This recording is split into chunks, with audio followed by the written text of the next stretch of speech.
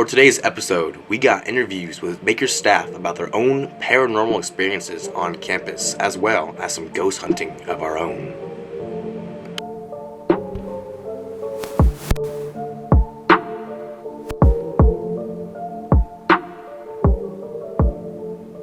I am the department assistant for music and theater and the events coordinator for music and theater. Is there any paranormal things you've seen here in Rice in your year or so you've been here? Yeah, plenty. I think, by my count, I think there's 4 separate ghosts. At least, let's put it this way. 4 separate, identities, I guess I would call it. Though I don't know if that's the right word, but I think that'll be clearer once I explain. My first experience started back in 2016 when I was a freshman. It would have been December of 2016, right before finals week. Because I was in here with 2 other students working on an assignment, and we heard footsteps right up there, actually. I've had an experience pretty much in every building that is haunted, at least once. Here in Rice have been my most prolific experiences. Though the elevator ghost in Parmenter is probably my favorite one on campus. But no, here in Rice, actually, the first ghost experience I had on campus was here in Rice. And I call it a he. I don't know genders. I don't know any of the history of the ghosts here in Rice. But it is definitely malevolent, and it definitely hunts. I've encountered it twice. The first time was in 2016. I was in here doing prepping for a theater final. Intro to Theatrical Design was the class. It was me and 2 other students. It was about 3 a.m.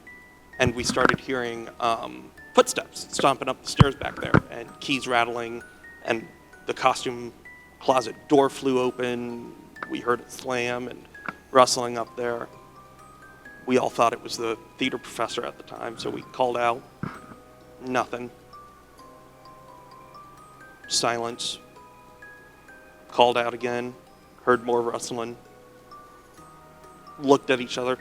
Went out the back doors here and up to the upstairs, and everything was locked up, fine. No one was there. And then things started getting thrown around here on stage. So we came back down. At that point, we were kind of like, not funny, Tom. Nothing. And then the temperature dropped like 20 degrees, and we were just like, you know what? We can finish the final in the morning before class. And we all just left.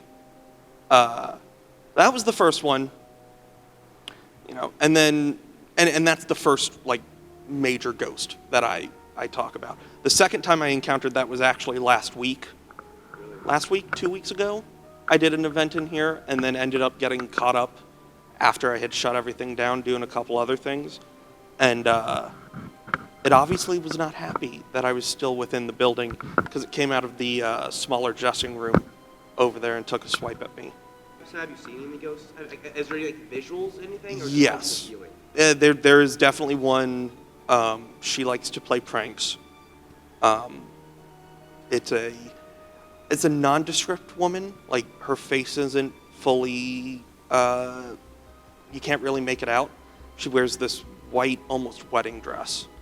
And honestly, she tends to spend most of her time back by the booth or off to either side, kind of like there and over on the other side. But the booth, that when you go back there, you kind of turn a U, and it's dark and, everything. And she's jump scared me like 2 or 3 times there. Really? Is it usually at night or any time of day? Anytime she's active, which comes and goes. I've not found a trigger for her. She just kind of appears or doesn't. The first time I encountered her, I didn't even know. I was a student here for 4.5 years and never encountered her. The other ghosts here I have. She was new. Came out full on like Frankenstein monster, arms raised, just in the corner, right at me, like blink of an eye, form and then gone. And I was kind of like, okay, I must have seen something, or it must have been a trick of a light, you know. And then the second time I physically interacted with her, I was going to unlock the door to the booth, and I stepped right through her. She just appeared in front of my path. And that was like walking through like an ice bath. Like, just everything just went cold.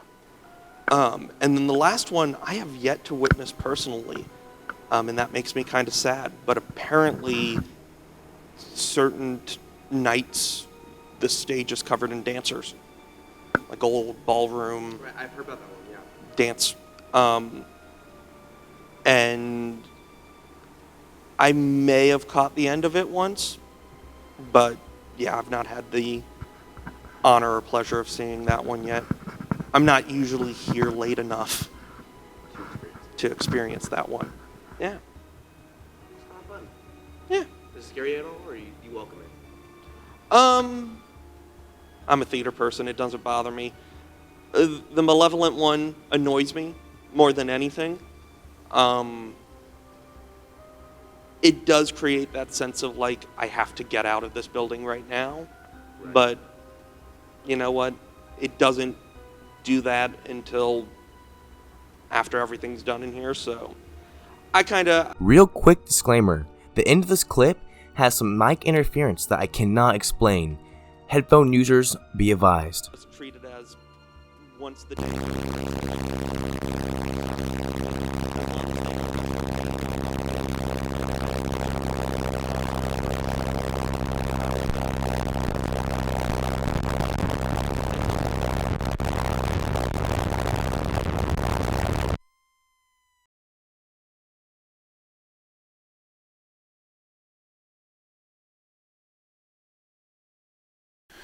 I work here at Baker University. I've been here a little over a year, doing safety.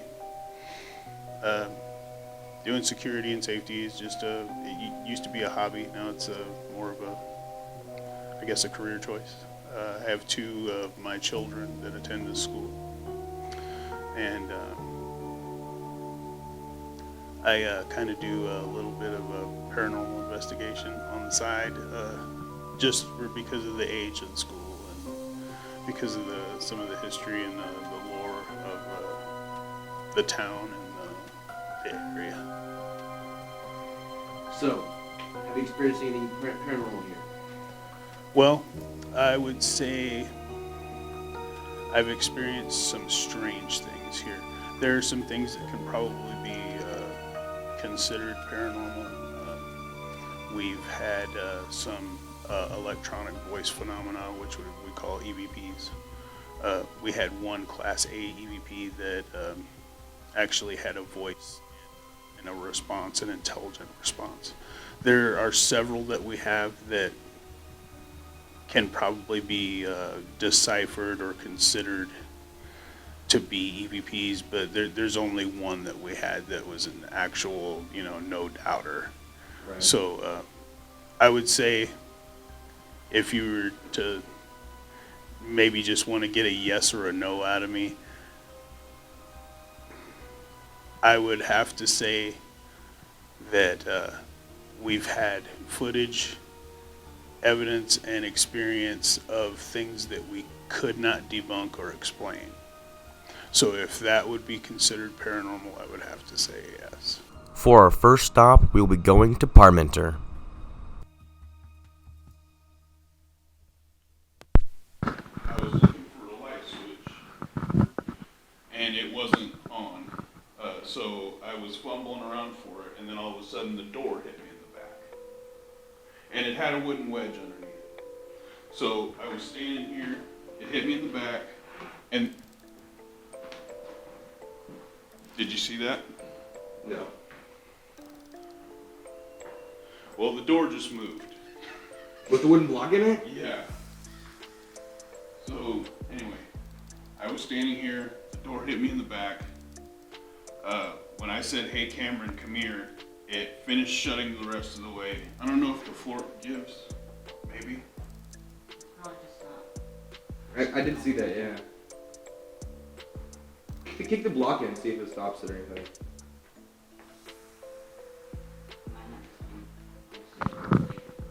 Well, that wouldn't make the door shut because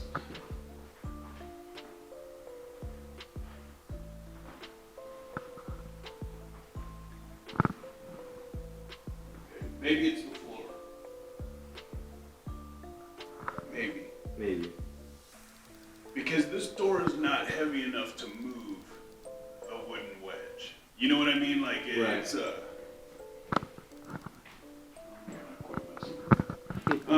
but anyway, it shut the rest of the way because I was actually literally standing here and I was like, Cameron, come, the door just hit me, and then all of a sudden it just shut the rest of the way on its own. And we weren't rolling. Really? So every time we came up here, we were always making sure that we were rolling every time that we came up here. There were some other paranormal investigators that came up here and they were using a spirit box and a K2 EMF meter. And while they were over here, one of these big, heavy wooden easels, if you just grab it, you know that it's not going to just fall over on its own. And they're balanced very well on the bottom. One of them just tipped over. Oh, when they're here? Yeah. Have you seen that video before? Okay. I've heard about that. There's video. So this place, believe it or not, is not one of the places where we had the most activity. On the Ovilus, and we actually got a first and a last name that was given to us on the Ovilus, and this was the first time in this room was the first time that we actually got a Class A EVP. We'd got electronic voice phenomena before that were whispers that you could kind of, and I'll make sure and I'll text those to you. Where if you really listen close, you could make out what maybe it was saying, but this was a definite voice that said definitely no. It was really strange. We got all kinds of different sounds and whispers and intelligent responses with the K2 EMF meter and with the Ovilus. I came in here by myself. Now, it's not a good idea to do paranormal investigation by yourself because you're susceptible to not only, I don't know if it's pareidolia or your mind will play more tricks on you unless you've got other people with you, but also in the paranormal sense, if there is such a thing, you're also more susceptible to be manipulated if you're alone and you don't have somebody with you. So it's always good to have a partner with you. But then also, if you catch some really good evidence that you don't catch on video or audio, I mean, Who's gonna believe you? you know what I mean? So Right. that's another reason I think it's good. So Cameron and I had gotten some really good evidence in here, and we had heard some, we got some intelligent responses with some noises, like, will you make a noise, bang on something, do it again, things like that. I came in here the next night by myself because Cameron wasn't here, and I had the Ovilus, and when I asked, I said, when you were trying to contact us last night, where were you standing? And then on the Ovilus, all that came up was the letter X. So I was like, okay, I don't understand. I'm gonna go over to where we heard it. And then I walked over there and I walked to the stage, I walked around the stage, and then the X came up on it again. So I walked on the stage, and as I got towards the center of the stage, in masking tape, there was an X on the stage. So what's an Ovilus again? An Ovilus is a machine that supposedly, and like I said, I'm kind of a skeptic, I'm kind of not, I don't know, I'm kind of on the fence with that, but an Ovilus will take the energy from whatever happens to be in the room with you, and it takes their energy and puts it in a database, and they can use words that are in the database to communicate with you. We also had a few spirit box sessions in here, and the spirit box, it channels through white noise, radio frequencies, and they can communicate with you that way. And actually, that's a really good way to communicate, because you'll get very good, intelligent responses, and it's in plain English. You know what I mean? And it's a really valuable tool as well. The EMF meter, I think, is the #1 tool that you use, because anything that has an odd electromagnetic field to it comes near it, it'll spike. And I mean, you'll get little spikes in the red. You know, it goes from red to orange all the way up to green. And we've had it to where it spiked all the way up to green. But anyway, in here, especially when you're on your own and you hear and see, and that's the other thing, when you're alone and you hear and see things, it can totally be your mind. And like I said, you know, I'm trying to think of a term. Pareidolia is when you see something in something. So I'm not sure that that's the correct term. That's like when you see the face in the moon or in the mountain, or. But sometimes your mind can make you think that you saw something that you didn't, or that you heard something that's basically, you know, the floor creaking, or the building settling, or the air ducts, or whatever. But standing here, this was the spot where we actually stood and communicated for probably a good 20-25 minutes. Really? That night before it led me to the X in the middle of the stage. And I know that, you know, when they have scenes like this, and it's good that this is up here, before all this scenery gets put up here, they measure and they put marks, like, you know, X's and stuff, like this is where you're gonna stand, this is where this table goes, this is where this goes. So it's perfect markers for what? Perfect markers, yes. I really think that was, I mean, if it really was, that was an intelligent response, because, you know, I was really inquisitive and really wanting to know, like, where were you? If you were really here, where were you? What were you trying to say? And it led me right to the X. I'd never seen a letter come up on it before. I'd seen words, names. The names were really interesting, because at the physical plant, it kept coming up with the name Bill. And apparently, whatever was trying to communicate with us really didn't care for somebody named Bill. And as it turns out, the person who used to run the safety department before Colleen, his name was Bill, and that was where his office was. So that was pretty. And then also it gave me the name Debbie, and it gave me the name Hunter. And the lady who used to work in the physical plant as the administrative assistant to the director of facilities, her name was Debbie, and her son's name was Hunter. Really? So, like I said, that can all be coincidence, but, you know, there's some times where you try to put it together and try to, you know, take things as being coincidental, when sometimes it's staring you right in the face, and your skeptic that's inside yourself is telling you no. I mean, it could be anything. You know, that's a total coincidence. But if there really is something here that's trying to communicate, I think it's doing a pretty good job. You know what I mean?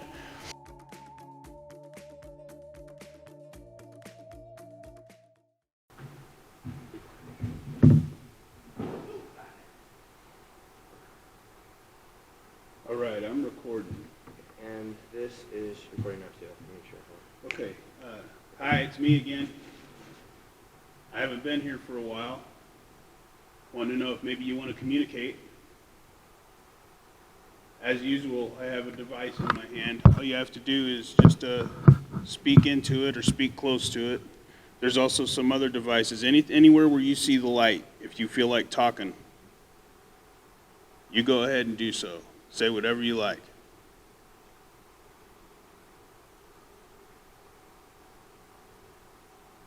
Maybe you could start off by telling us your name.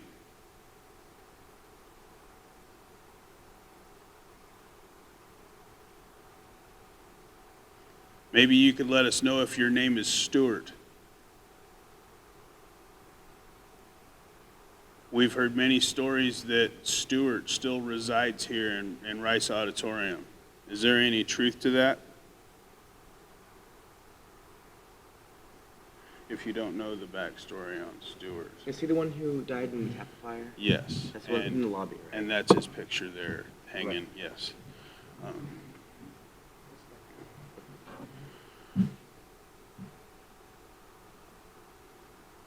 If you'd like to talk to us or if you'd like to make your presence known, now would be a great time. We're all ears.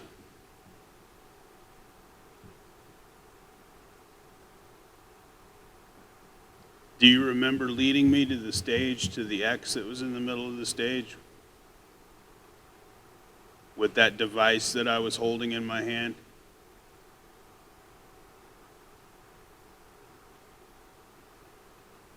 Do you remember speaking to Cameron and I several nights in a row?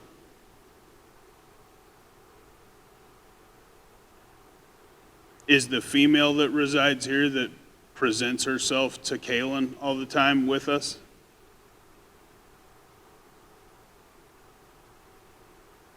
There's no need to be afraid. We're not going to hurt you. We're not here to do that. We're just here to communicate. What was that? Okay. Can you tell us if you have any idea how long you've been here?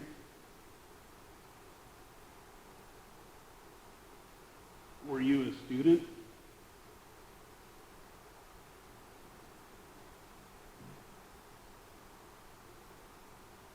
Were you here before the university was built?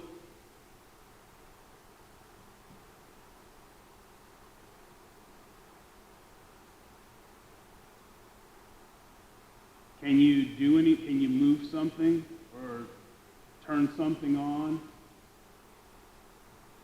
Close a door?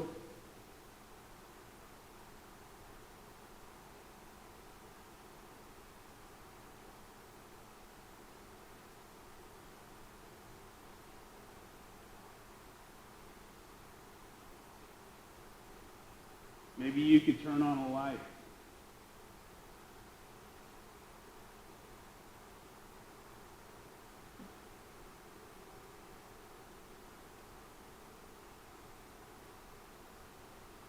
You can keep recording. I'm gonna shut this one down.